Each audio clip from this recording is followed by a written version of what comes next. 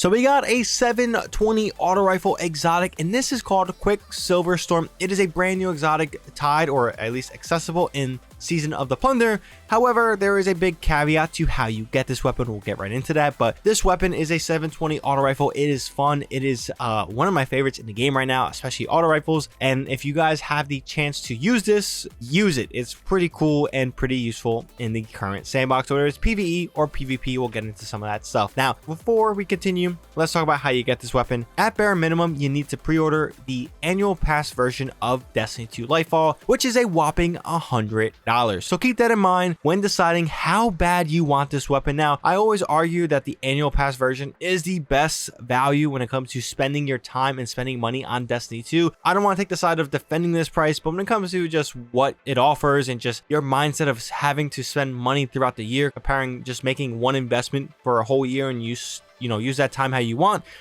the annual pass version is definitely the most friendly version to the consumer, despite the $100 price tag. But again, we can talk about all day about the pricing of things, but that's not relevant. That's how you get this weapon, and that's how it probably will be until Lightfall comes out, where hopefully this is just tied to unlocking Lightfall itself. Now, this definitely has an interesting selection of perks and new perks that are tied to this exotic. Now, basically on stock value, the main perks that it rolls with is corkscrew rifling, high caliber rounds, a brand new perk exclusive to this one called Grenade Chaser, which is landing multiple rockets loads a grenade, and you switch to an alternate weapon action to turn it into a grenade launcher. So that's pretty cool. It's really good for PvE, not so good for PvP. And then it has hand-lad stock. Now, there is a catalyst for this. However, it is unlockable when Lightfall drops, so we have to wait a few months or 6 months or 2 seasons to get that catalyst to see how it is in a maximized fashion. Now, another intrinsic exotic perk is called Rocket Tracers. Now, this is a really fun perk, and it basically does this. Landing multiple hits turns your next shot into a homing micro rocket, and you see here on screen, it just basically shoots out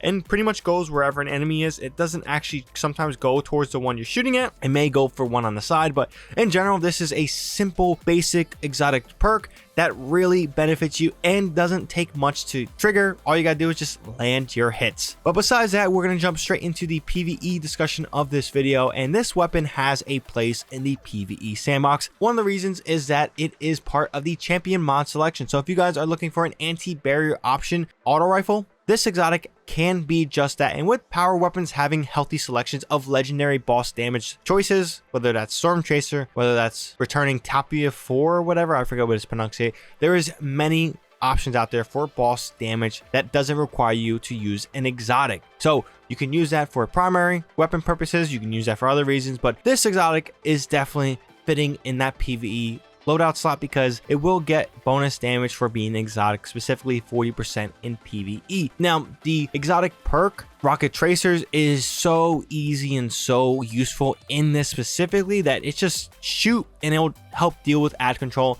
And if you pair this with Arc 3.0, you will definitely feel a little bit more of a ad control sense. The only problem to that is that this doesn't have an energy slot. This is a kinetic, but not any energy type, so you cannot pair this with Arc 3.0 to get amplified. You'll need some other methods in order to do just that. Now, the Grenade Chaser perk, turning this weapon into a grenade launcher, is pretty useful in PvE, and really ideally the only time it will be useful. Now, the only thing I will admit is I do not know if the damage output is bugged. Recently, Bungie has disabled all heavy grenade launchers because they have received an output of 250% damage in terms of what's going on with what they used to do. This is substantial. It was kind of game breaking, and Bungie just disabled all of them for now until they fix the issue. However, I am a little confused to know if Grenade Chaser, which turns it to a grenade launcher, actually turns it to a kinetic or energy grenade launcher or a heavy grenade launcher. Sometimes I get 70,000 damage on just regular, and I don't know if that's inflated and they just gone under the radar. They just don't care about it because, again, this grenade launcher isn't going to be as ridiculous as those heavy grenade launchers when it comes to value of shot. You can get up to 3 and you have to, re-trigger. DPS may be a difference, but again, who knows? I'm not sure. Nothing has proved that it is bugged, but also I just don't know if anyone has cared to look if it is bugged. Now, when we slide over to PvP, on the other hand, this weapon isn't as effective as it is in PvE, of course. However, I did find myself having a great time using this weapon archetype in the Crucible setting.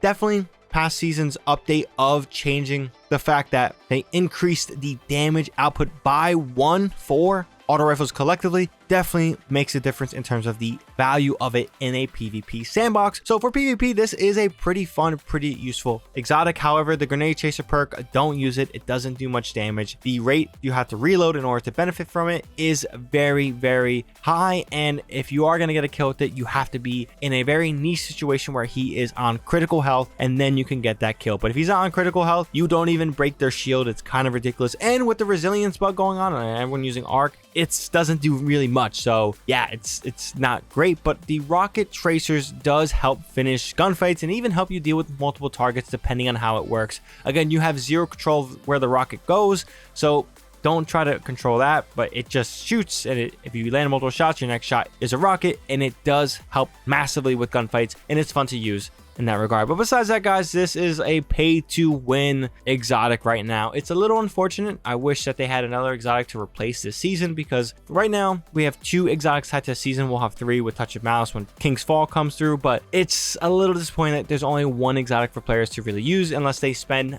money in the real world in order to unlock this. But that being said, let me know your thoughts on this exotic if you guys have it. If you guys don't have it, this is definitely one of the cooler looking exotics. It's also nanotech. It shoots nanotech, not Siva specifically, but it shoots like nanotech that we'll see in Neo Moon with the Cloud Striders and Neptune stuff and things like that. You even see it a little bit when it comes to reloading. You see it refill up. It's like a liquid metal. It's actually pretty cool. Aesthetically, this is a awesome exotic, but let me know your thoughts on it collectively, whether it's useful, whether it's not useful, whether you're going to spend money to get it or just wait out for Lightfall. Let me know down in the comment section about that. If you guys enjoyed this video and found this video informative, drop this video a like, helps out the video a lot. If you guys are also new here and want to stay up to date with all the content coming to the channel, definitely hit that subscribe button and the bell to be notified for when that content drops. But until then, it's all I got for this one. ShadowNinja here, and I'm out.